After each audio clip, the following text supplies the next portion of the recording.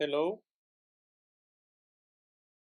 this paper is about the instrument that you see on your screens. It's a reductionist infra-instrument.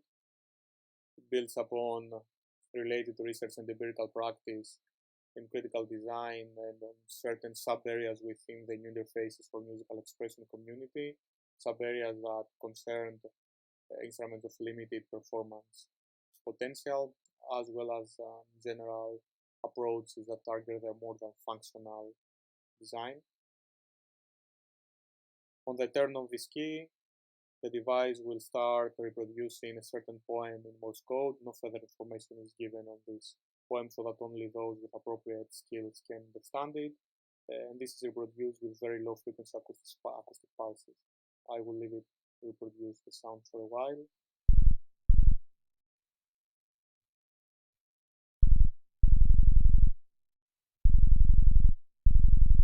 I think that's enough, we don't have much time now.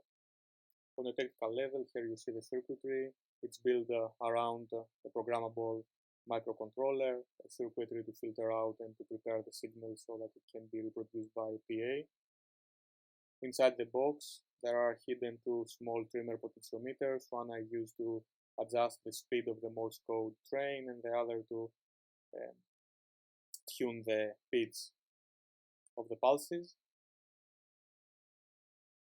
So essentially, this device will convert poetry, a certain poet, into rhythmic energy that can be physically felt through one's body as well as through space and one's visceral sensation of it. It will resonate a host architecture so that a certain dialectical opposition is forged.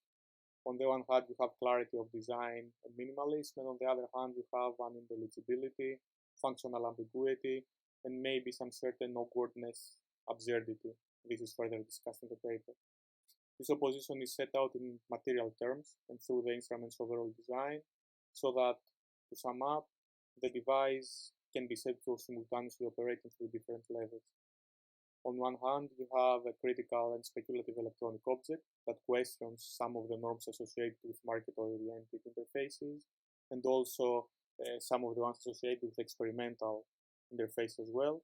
It is an ad-hoc instrument too that facilitates an experimental performance with rather prominent gestural and dramatic qualities.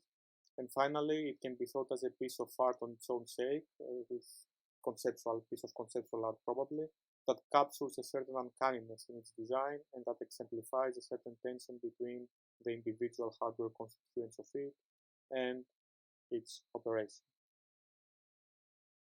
All these are further discussed in the paper, so do read it.